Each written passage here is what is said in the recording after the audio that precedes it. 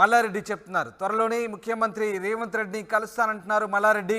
చర్చకు తావు లేకుండా కలిసే ముందే సమాచారం ఇస్తున్నట్టుగా మల్లారెడ్డి చెప్తున్నారు. డెవలప్మెంట్ కోసం సీఎంను కలిస్తే తప్పేముందంటూ మల్లారెడ్డి వ్యాఖ్యానించారు. గతంలో ఇద్దరం కూడా టీడీపీలోనే కలిసి ఉన్నామని, కలిసి పనిచేశామని, ఇక అభివృద్ధి పనుల కోసం త్వరలోనే ముఖ్యమంత్రి రేవంత్ను కలవబోతున్నట్లు మల్లారెడ్డి ప్రకటించారు.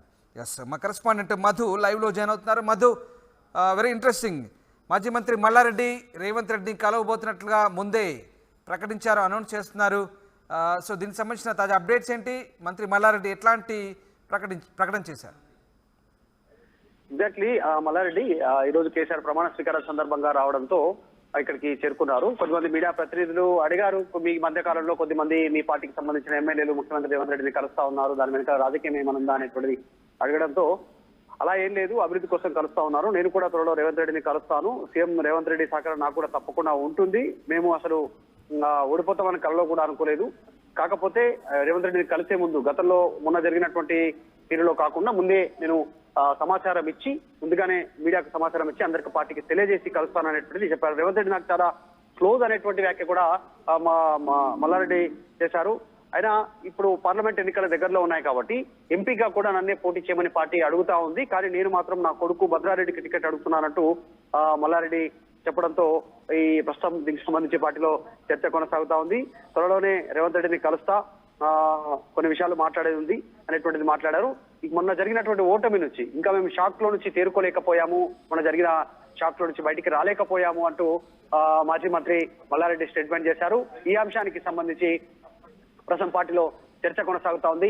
మంత్రి మల్లారెడ్డి చేసినటువంటి వ్యాఖ్యల్లో ఇంకొకటి కీలకమైనటువంటిది, మేము ఓడిపోతామని కలలో కూడా ఊహించలేదు అనేటువంటి మాట మాట్లాడారు మాజీ మంత్రి మల్లారెడ్డి. సో ఈ అంశం ప్రస్తుతం చర్చలోకి వచ్చింది. రీసెంట్గా నలుగురు మెదక్కి సంబంధించినటువంటి ఎమ్మెల్యేలు కలవడము, తర్వాత రీసెంట్గా రాజేంద్ర నగర్కి సంబంధించినటువంటి బీఆర్ఎస్ ఎమ్మెల్యే ప్రకాష్ గౌడ్ అటు ముఖ్యమంత్రి రేవంత్ రెడ్డి నివాసంలో వెళ్ళి కలవడము, వీటన్నింటి నేపథ్యంలో కాస్త గందరగోళం, రాజకీయ పరంగా కాస్త గందరగోళం నెలకొనడము, త్వరలోనే వీళ్ళు పార్టీ మారుతున్నారు, బీఆర్ఎస్ పార్టీకి సంబంధించినటువంటి ఎమ్మెల్యేలు అనేటువంటిది అయితే చర్చకు తావిచ్చిందో ఆ విషయం పైన మల్లారెడ్డి క్లారిటీ ఇచ్చే ప్రయత్నం చేశారు. మొత్తానికి మల్లారెడ్డి త్వరలోనే మాజీ దోస్త్ టీడీపీలో సహచరుడుగా పనిచేసినటువంటి ప్రస్తుత ముఖ్యమంత్రి రేవంత్ రెడ్డిని మల్లారెడ్డి కలవనున్నారు. రాజకీయ పరంగా ఒకరిపైన ఒకరు తీవ్రమైనటువంటి ప్రతి విమర్శలు చేసుకున్నారు, కానీ గెలిచిన తర్వాత పరిస్థితులు వేరే ఉన్నాయి. త్వరలోనే రేవంత్ రెడ్డిని కలిసి కొన్ని అంశాలు చర్చిస్తాను, అయినా నాకు సహకరిస్తాననేటువంటి నమ్మకం ఉంది.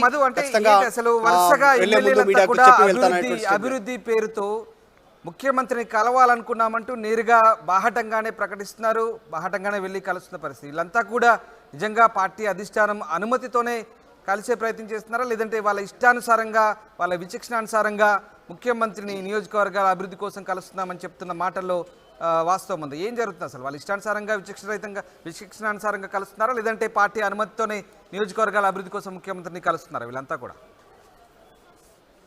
ఇప్పటివరకు కలిసినటువంటి 5గురు ఎమ్మెల్యేలు ఎవరైతే ఉమ్మడి మెదక్ జిల్లాకు సంబంధించినటువంటి 4గురు ఎమ్మెల్యేలు ఒకరు కొత్త ప్రభాకర్ రెడ్డి, సునీత లక్ష్మారెడ్డి, అలాగే గూడెం మహిపాల్ రెడ్డి, తర్వాత జహీరాబాద్కి సంబంధించినటువంటి ఎమ్మెల్యే మాణిక్ రావు, వాళ్ళు 4గురు ఒకేసారి కలిశారు ముఖ్యమంత్రి రేవంత్ రెడ్డిని. పార్టీకి సమాచారం లేదు, డైరెక్ట్గా కలిశారు, పార్టీకి సంబంధించినటువంటి సమాచారం లేకుండానే కలిశారు.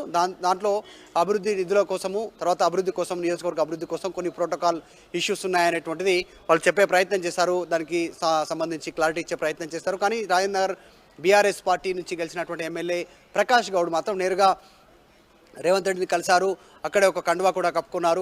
సో చాలాసేపు చర్చించారు ఇద్దరు కూడా. సో ఈ నేపథ్యంలో వీళ్ళంతా కూడా గెలిచిన ఎమ్మెల్యేలు కాంగ్రెస్ పార్టీలోకి వెళ్ళనున్నారనేటువంటి చర్చకు ప్రస్తుతం తావిచ్చినట్టయింది వీరి సంబంధించినటువంటి భేటీ. ఇప్పుడు ఈ అంశానికి సంబంధించి మల్లారెడ్డి కూడా రెస్పాండ్ కావడము, త్వరలోనే నేను కూడా రేవంత్ రెడ్డిని కలుస్తాను, ఆయన నాకు మంచి దోస్తే, టీడీపీలో మంచి ఇద్దరం కలిసి పనిచేశాము, నాకు సహకరిస్తాననేటువంటి నమ్మకం ఉంది, సో మేము ఓడిపోతామని కలలో కూడా కనలేదు, మళ్ళీ గెలిచి మంత్రి అవుతాను మల్లారెడ్డి. మధు, గతంలో కుస్తీ పడ్డాడు, ఇప్పుడు దోస్తీ అంటున్నాడు. సో నిజంగా రేవంత్కు మల్లారెడ్డికి మధ్య చాలా వ్యక్తిగతమైన విమర్శలు కూడా, చాలా దిగజారుడు విమర్శలు కూడా చేసుకున్న పరిస్థితి, తొడలు కొట్టుకుంటూ సవాల్ విసురుకున్న పరిస్థితి. సో ఇప్పుడు మల్లారెడ్డి మళ్ళీ ముఖ్యమంత్రిని కలుస్తానంటున్నారు, గతంలో ఇద్దరము మంచి మిత్రులమే అంటున్నారు. సో ఎట్లాంటి చర్చ జరుగుతుంది? దీనికి సంబంధించి ఏమైనా ఇంట్రెస్టింగ్ చర్చ జరుగుతుందా? ఏమనుకుంటున్నారు అక్కడ పొలిటికల్ సర్కిల్లో? దీనికి సంబంధించి ఏమైనా టాక్ నడుస్తుందా?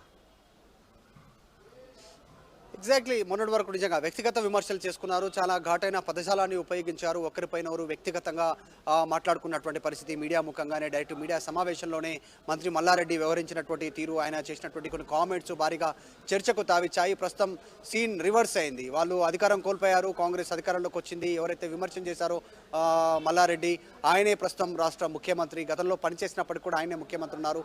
సో ఈ నేపథ్యంలో మల్లారెడ్డి చేసినటువంటి వ్యాఖ్యలు పార్టీలో చర్చకు తావిస్తా ఉన్నటువంటి పరిస్థితి ఉంది. అయితే మల్లారెడ్డి కొద్దిసేపటి క్రితం ఇక్కడికి వచ్చినటువంటి నేపథ్యంలో ఆయన ఒక కీలక వ్యాఖ్య కూడా చేశారు.